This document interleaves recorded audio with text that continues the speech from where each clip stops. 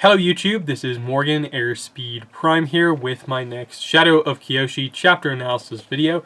This one's going to be for chapter 17, which is called Escalation. So, as the name would suggest, this is Kyoshi realizing she has to do something and committing to a plan. And what is it, and how big is it? How much has she escalated things here? She's put herself into a situation now that if it's wrong, everyone's going to look terrible in this situation.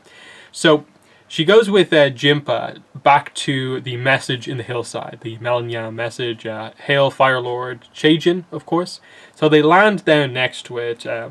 Jinpa's bison is kind of licking the ground, like, why are you doing that? It could be poison, like, this is bad. But Kyoshi also does the same and reveals, like, oh, it's salty, so that's what it is. The crops have been poisoned by salt to create this message. So this seemingly confirms to Kyoshi that, this is what Yun did. He bent this message into the soil to kill the plants above it. So the implication here is that Yun has done some salt bending, which obviously I don't think we knew about before. They specifically do seem to acknowledge that it's like a new technique before. They do stop short of like literally calling it salt bending or directly saying that like Yun bent salt.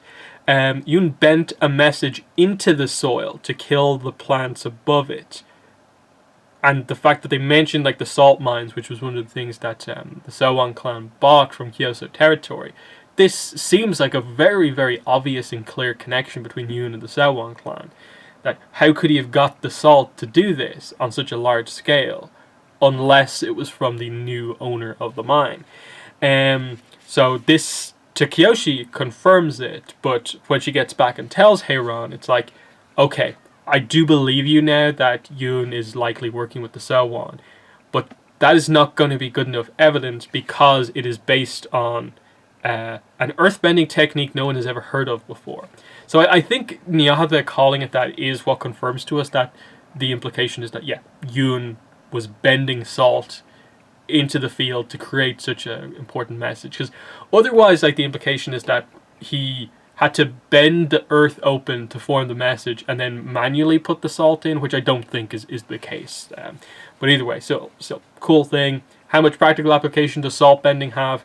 Not really sure, but because it's a sort of technique that can only be done by a really, really powerful earthbender, it's it's one of those things where, like, if you're that powerful, it's a cool thing to be able to do, but you never really necessarily need to use it in combat as such. But still, it's clever. That's one of the big things that they've gone into in this book, is like bending earth on the sort of smallest scale, whether that be the pigment, little bits of earth that are in the pigment from the paints, the chalk from just the last chapter, or salt here. So Kyoshi realizes that there's only one option left. I find the leaders of the Sowon and get a confession from them.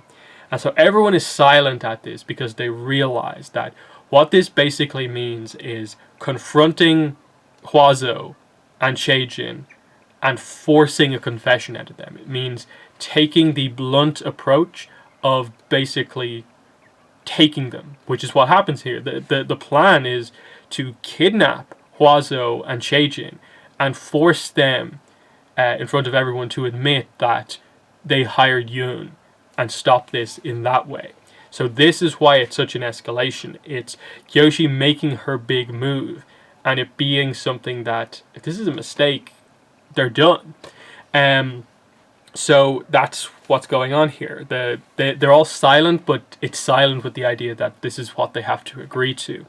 They do linger on Jinpa for a bit here, in that, like, Kyoshi's going to have to use him for the bison, of course. And she's kind of like, you're an air nomad, you're a pacifist, do you really want involved in this? And he considers it, and it's just like, just tell me where to take you, Avatar. So, they just note here, an air nomad involving himself with the dirty politics of the world. Like the whole crew, a disgraced firebender, a sage without sanctity, a doctor who let people die, and an air nomad involving himself in the dirty politics of the world, with Kyoshi at the center. None of them were what they were supposed to be. The Flying Opera Company would have gotten along better with this group than she thought. And she explains her plan.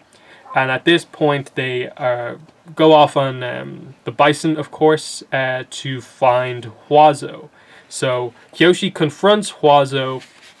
They have a bit of a conversation, but effectively what it amounts to is she starts off with the idea of just, okay, admit to me right now that you have involved Yoon in your plot to get power in the Fire Nation.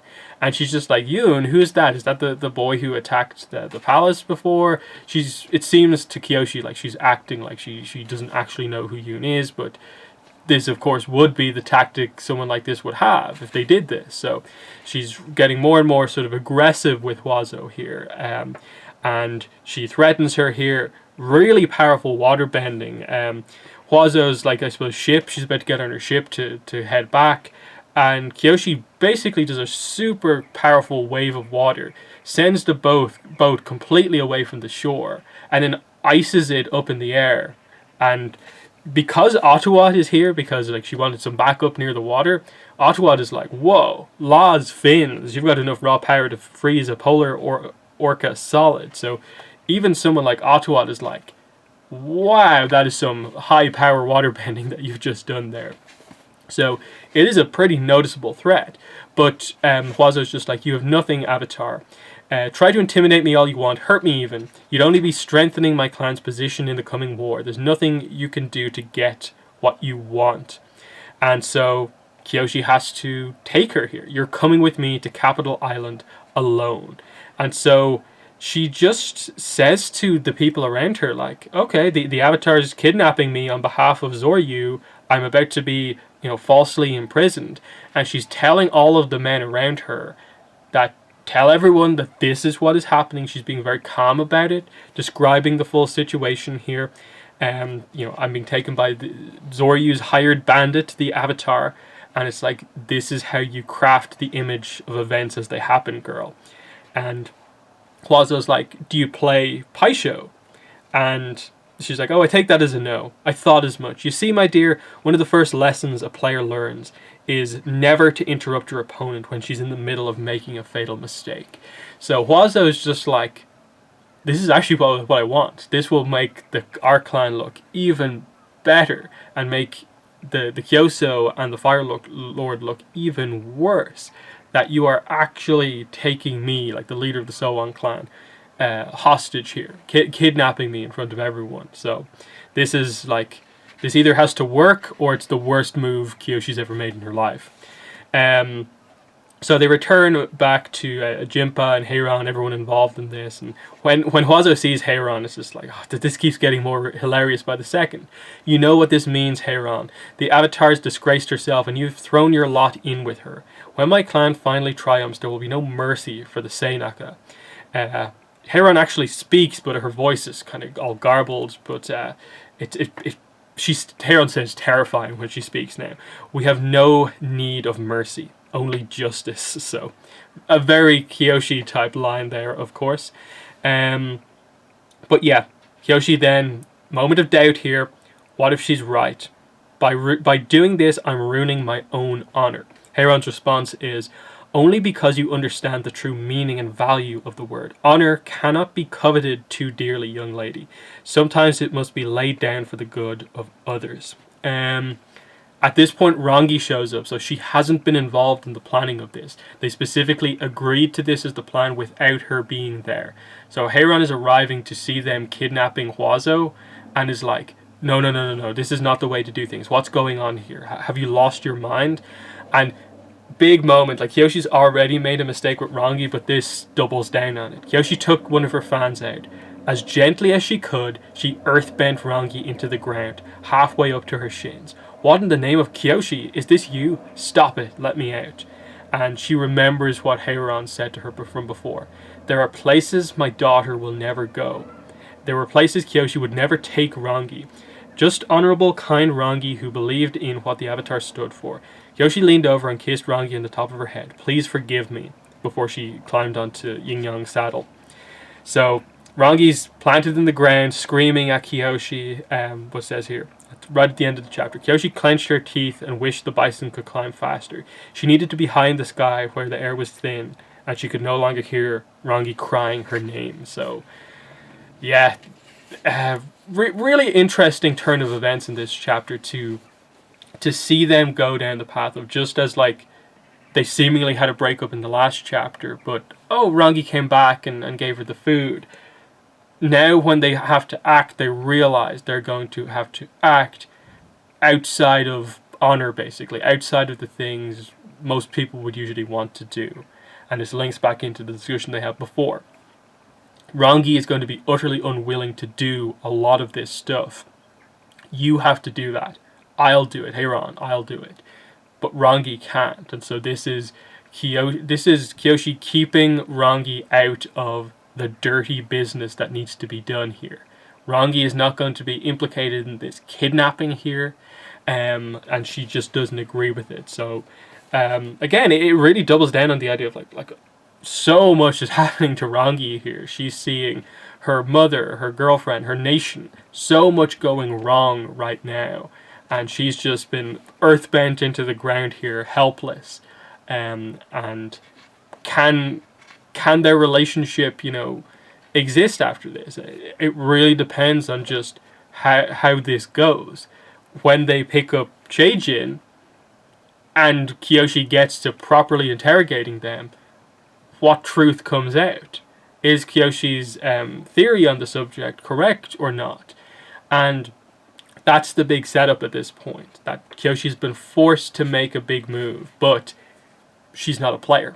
She doesn't play the game. And then this is the Pai Sho analogy all over again, of Huazo is fine with this. She's being held captive here, but she's fine with this because in her mind this is them making a move and it being the worst move you could possibly make. So she's going to let them make it, even if she's kind of out of the game for a little bit. And it just links into that whole idea of that this is not a move that, Yoon would make. It's not really a move that... I suppose Janji would make a move like this right at the end in his absolute desperate moment, but before that he'd be much cleverer about it. So this is sort of Kyoshi attempting to be really smart, clever about everything, but is she correct or not? It seems to be correct because, okay, she was very clever with figuring out the whole, okay, he's used sort of salt to make the message, and clearly it was Yoon. He's the only one who could have done it. We know the Sewon have just bought a salt mine, so that's how Yoon got it. He was wearing Sewon clothing, and everything he's done has made the Kyoso clan and the Fire Lord look bad, and has sort of assisted the Sewon. It all has to fit together. They just don't have the clear-cut evidence. But this is the best they can do right now to avert like a civil war in the Fire Nation. So, I like this. There's a lot of like drama, angst going on here between Kyoshi and Rangi, but it's about their core personalities here at this point, what they're willing to do or not willing to do, and this is Kyoshi keeping Rangi's hands clean in all of this. Yeah, very, very interesting stuff throughout this, for sure. But again, like two relatively short chapters in a row here, and like this is just sort of this relentless like boom, boom, boom, boom, right up until the end of this political plot, which ends earlier in the book than you think it does. But we'll get to that in a few chapters' time. So there are my thoughts on this chapter. In the comments, let me know what your thoughts are. But that's been the video. Thanks for watching, and bye.